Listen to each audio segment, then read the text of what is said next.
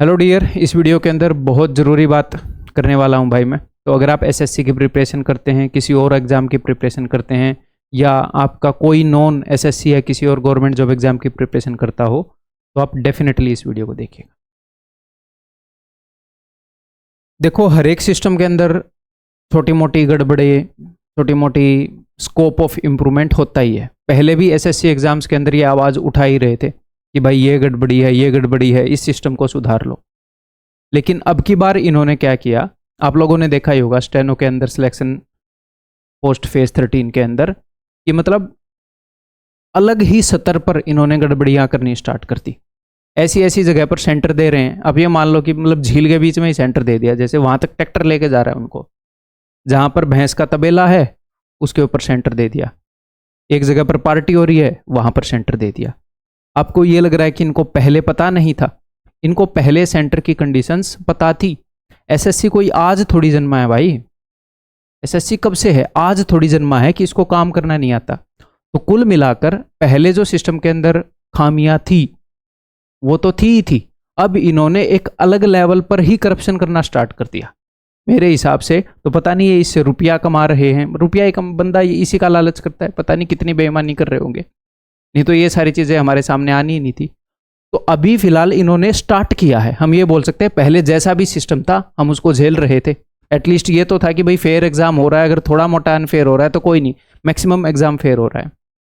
तो अब अगर ये लोग नहीं रोके गए तो इनकी हिम्मत बढ़ जाएगी। जो स्टेट के एग्जाम है, रेलवे के एग्जाम है, उनको तो ये खा ही चुके हैं ऑलमोस्ट। उनका कोई अता पता नहीं है। टीचिंग के एग्जाम का अता पता नहीं है। अब ये एसएससी को खा जाएंगे, फिर ये यूपीएससी को खा जाएंगे, और चीजों को खा जाएंगे। तो भाई अभी बहुत ज्यादा जरूरी है किन लोगों के लिए, ये बात ध्यान से सुनिएगा, स्टूडेंट्स के लिए। देखो, जो टीचर्स आपको वीडियो बनाते हुए नजर आ रहे हैं, जो टीचर्स ये आवाज उठा रहे हैं, आप लोगों को बुला रहे हैं कि आप लोग आओ, वो जिंदगी में कहीं ना कहीं सेटल हैं। जो आपको यूट्यूब के ऊपर चेहरे दिख रहे हैं, जिन्होंने रीच बना रखे, वो कहीं ना कहीं सेटल्ड हैं, ठीक ठाक हैं। अभी बात उन टीचर्स के हक की नहीं हो रही है, अभी बात आप लोगों की हो रही है। इस बात को जरा ध्यान से सुनो। अगर एग्जाम फेयरली कंडक्ट नहीं होगा, अभी हमें तो ट्रांसपेरेंसी नजर आ नहीं रही है। जो मैं आप लोगों से वीडियो में बार बार बोलता था, इससे पहले जब भी वीडियो बना रहा था, कि भाई टीचर्स बैकएंड पर काम कर रहे हैं, तो इसी चीज के बारे में मैं बात कर रहा था कि भाई प्लानिंग कर रहे हैं कि कब ये सारी चीजें स्टार्ट करें। तो जब एग्जाम फेयरली ही नहीं होगा, कितना फेयरली हो रहा है, कितना फेयरली नहीं हो रहा, कोई अता पता नहीं है, तो हम ये कैसे बोल दें कि भाई तुम मेहनत करते रहो, तुम्हारा सिलेक्शन हो जाएगा? कि अब तक कितनी सीटों का कैसे गबन कर रहे हैं, क्या कर रहे हैं? क्योंकि चीजें पहली बार हो रही हैं। स्टेनो के अंदर आपने देखा कि भाई अभी आंसर की जो है लेट कर दी थी इन लोगों ने। नॉर्मली 5 से 7 दिन में आ जा रही थी, आज ट्विटर कैंपेन हुआ, आंसर की रिलीज कर दी। क्या कर रहे थे उसके साथ? मतलब क्या कर रहे थे? कैंपेन का वेट कर रहे थे, अब तक क्यों नहीं दी? इस चीज से शक तो पैदा हो रहा है ना। अपनी गलतियां छुपा रहे थे क्या? अगर तुम अपनी गलतियां छुपा सकते हो तो कल को उस आंसर की में ऑप्शन वगैरह बदल के किसी और का सिलेक्शन भी करवा दोगे। कर क्या रहे थे आंसर की के साथ? मतलब अलग ही। अब एसएससी के चेयरमैन से पूछ रहे हैं कि ये गलतियां हैं, ये गलतियां, बोलते हैं हाँ गलतियां तो हम सिस्टम को सुधार रहे हैं। भाई आज पैदा हुआ है एसएससी, तुम सिस्टम को सुधार रहे हो? नहीं, कब से चलता आ रहा है, कब से एग्जाम हो रहे हैं, अब तुम सीख रहे हो। अगर इतनी सीखने की इच्छा, इतनी ही एक्सपेरिमेंट करने की इच्छा, तो बच्चों पे क्यों कर रहे हो? अपने शरीर को दान दे दो किसी हॉस्पिटल को, कर लो मेरे ऊपर एक्सपेरिमेंट। इतनी एक्सपेरिमेंट करने की चाह तुम्हारे अंदर। और बच्चे क्यों झेले तुम्हारे एक्सपेरिमेंट को? इंडिया में पैदा हुए, उनका हक है, बर्थ राइट है कि उनको फेयर अपॉर्चुनिटीज मिले। तो अब अगर हम लोग इन चीजों के खिलाफ आवाज नहीं उठाएंगे, आज जो ये एक इकोसिस्टम है ये प्रोटेस्ट करने के लायक है। नहीं तो ये धीरे धीरे प्रोटेस्ट करने के लायक है का क्या मतलब है कि आज सिस्टम इतना फेयर है कि लोग इसके ऊपर ट्रस्ट कर रहे हैं, इसके अंदर गड़बड़ियां इस लेवल पर इसके अंदर गड़बड़ियां स्टार्ट हुई हैं। कल को जब लोग इस पे ट्रस्ट नहीं करेंगे तो इतने लोग इससे जुड़ेंगे भी नहीं, ना टीचर्स जुड़ेंगे ना स्टूडेंट जुड़ेंगे, तो एक खोखला फील्ड रह जाएगा। तो तब आवाज उठाने लायक ये रहेगा भी नहीं। और जो बेईमान है वो 5 रुपए में, 5 करोड़ में है, 50 करोड़ में, वो तो सेटिस्फाई होना नहीं है। उसने अगर एक बार स्टार्ट कर दिया चीज को खाना दिमाग की तरह, वो तो खाता चला जाएगा, उसका तो पेट भरेगा नहीं। तो अभी शुरुआत है बड़ी गड़बड़ियों की। और वो किस लेवल पे ये कर रहे हैं वो तो इन लोगों को ही पता है।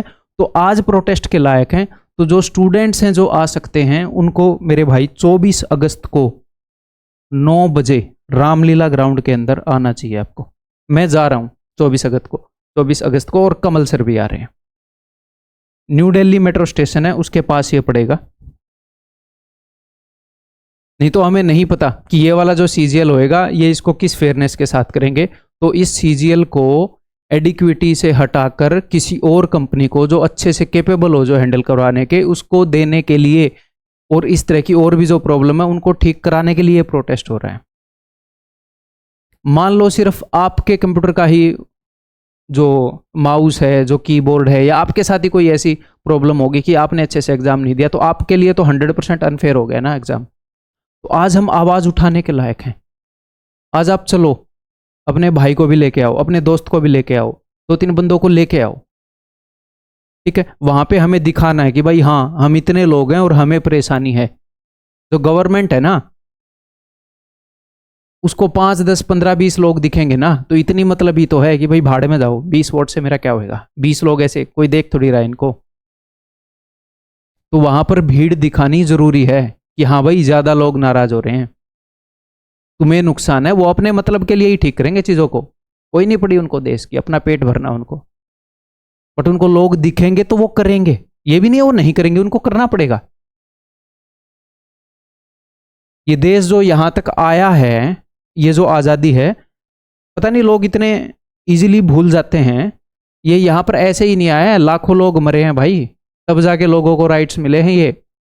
और ऐसे ही धीरे धीरे करके ये लोग अपने लालच में इस देश को खत्म कर देंगे। तो ये आपका बर्थ राइट है और ये इतने इजीली नहीं मिला है आपको, तो इसके लिए आपको बोलना चाहिए। नहीं तो बहुत ज्यादा दूर नहीं है वो दिन। धीरे धीरे दिमक की तरह, जब जब स्टार्टिंग में दिमक लगती है तो बंदे को लगता है कि एक ही जगह लगी है, क्या ही हो जाएगा। देखते ही देखते पता लगता है कि सब कुछ तो खा गई।